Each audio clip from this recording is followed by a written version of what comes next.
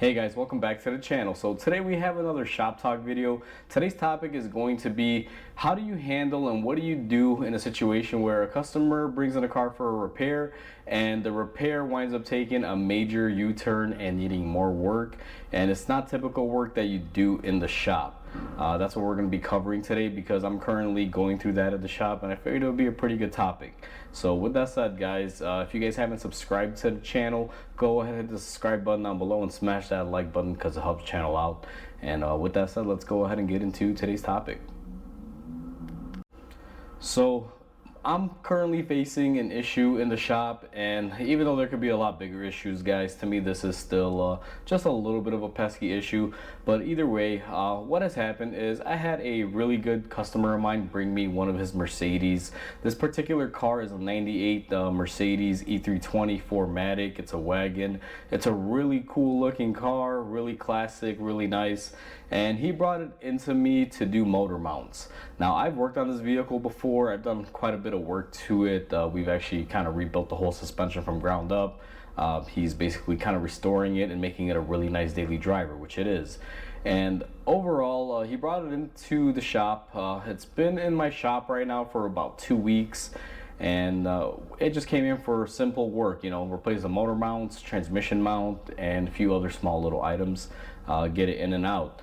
And in the process of me starting to remove the motor mounts, what wound up happening is I replaced the driver's side, and then when I went to the passenger side, I found that the motor mount where it bolts up to, the actual arm, was physically broken, and that's why this vehicle had really bad vibrations. And the customer brought it in for motor mounts thinking motor mounts are the way to go. And I initially didn't catch that the motor mount cradle, or the arm that it bolts up to, was broken, because the way it was broken and sitting on there, it was actually holding the weight of the engine on it while it was broken. And in order to get the motor mount off on this vehicle, or both side motor mounts, you have to basically raise the engine up. When I raised the engine up, I initially heard a tapping, like a thud noise, but didn't think much of it because I initially started on the driver's side, which is typically the harder motor mount to get to on these vehicles. And when I got to the right side, when I finished the driver's side, I quickly and immediately saw what had happened and what was going on. And let's just say it's one of these jobs that if someone called me and said, hey, can you do this for me, I typically just won't take it in the shop, just because of the amount of work that it's going to take and the little tools that you need, and the fact that it's an older car and there's a lot of potential for things breaking while you're going in there and try to replace this arm. And as a matter of fact, guys, let me go ahead and just pause the camera really quick. I'm gonna go get the arm and show you guys what I'm talking about. So in my hand here, I have the motor mount, and this is the part that was broken off, and this is the other half of it attached to the motor mount. And this would normally, if I have this correct, sits in the vehicle something like this, and this was just basically barely holding on there and staying intact but causing motor vibrations. And you can see by the imprint on here that they had been basically sitting on each other for a little bit. Now here's the thing, guys, I don't want anyone to think that, oh, come on Mike, it happened, fix it, you know, just get on with it. Now in my shop, typically when something like this happens, my general rule is if I'm working on something and I run into the situation, obviously you got to fix it. Whether you're planning on doing it or whether you like to do it or you don't like to do it, you just got to take care of the issue and whatever comes with it. Me personally, the reason why I normally wouldn't take something like this if I specifically had known that that was the issue, or if I had caught it before I started working on it, is simply due to the fact of all the work that you're gonna have to do and certain things like parts availability. Now, what I'm referencing when I say the work you have to do is you have to remove a lot of the components on this vehicle in order to do so. And me myself, even though I could pretty much fix anything with wheels, I don't really have all the service manuals for a 98 4MATIC wagon. These things are kind of a rarity. There's not that many out there. And that brings me into the second issue. It's not just the information may not be out there or the support for it, it's also parts availabilities. If this had broken and I had the parts for it, I could have finished this vehicle within 2 days, but currently I'm facing a parts availability issue. Now, speaking about parts availability, here's the situation with this. This part was ordered from a very high-end German website. I'm not gonna, basically put them out there, but they claim to get the part rush delivered in about 5 business days, and it's been about a week, if not longer. And let's just say it's been a pain in the rear for that matter. And I was trying to get a hold of them, and my customer was trying to get a hold of them regarding this order, and no one was able to pick up the phone. And then last minute, my customer calls me, told me they called them, and they verified that it was being shipped out. Because if I had ordered this from the dealer, they said it was, a couple days out, possibly a week. And we just figured, since we found it online, a very common European parts website that probably a lot of you guys use, even them, they advertise a lot on here, you'd be surprised. But let's just say they were a big letdown on it. It hasn't come on time, but it is what it is. I'm not worried about that. Overall, just these are things that happen when it's an older car.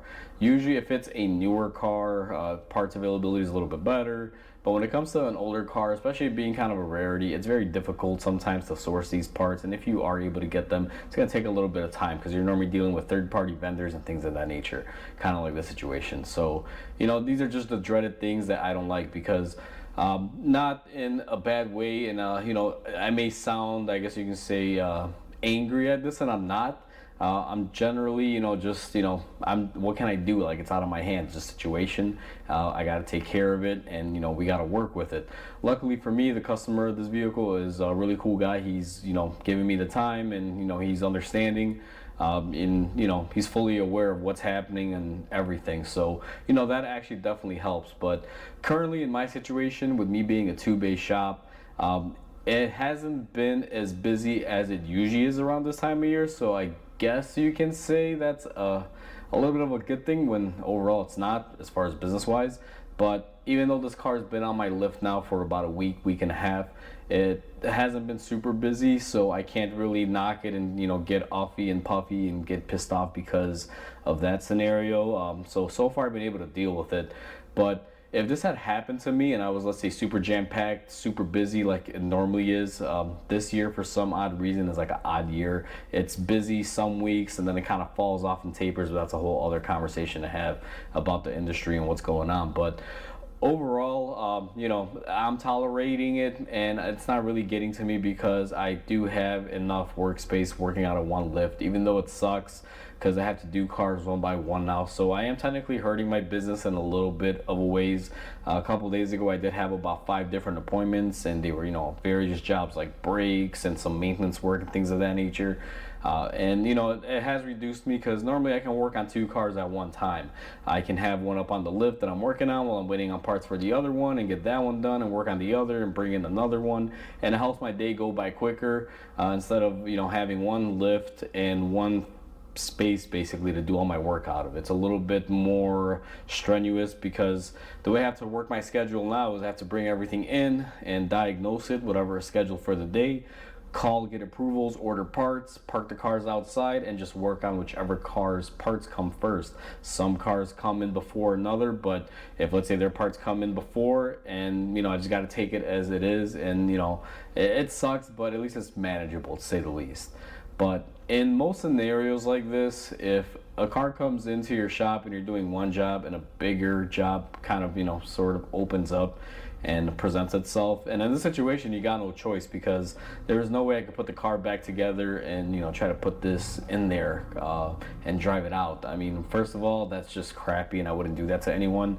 It's probably the worst thing you could do, so you just got to deal with it. Now overall, it's not that I don't like working on it or that I can't work on it, because like I mentioned earlier, if it has wheels, I could probably fix it. Nuts and bolts, I mean, that's just my thing. It's what I do. I've been doing it for years. And as a matter of fact, I was able to, get it off. In the manuals that I was able to look up, they were talking about removing all these major components, because in order to get this out, you have to remove a differential of the 4MATIC system that this vehicle has. When Mercedes made these vehicles, I guess initially they were never thought of to be 4MATIC, and then they just kind of threw the 4MATIC on top of everything, and everything is jam-packed and tight. But I was able to beat the times and still get this thing out on time, and if only I had the parts, I mean, like I said, I could have gotten the car done in about 2 days, but now it's been a little bit of a fiasco here.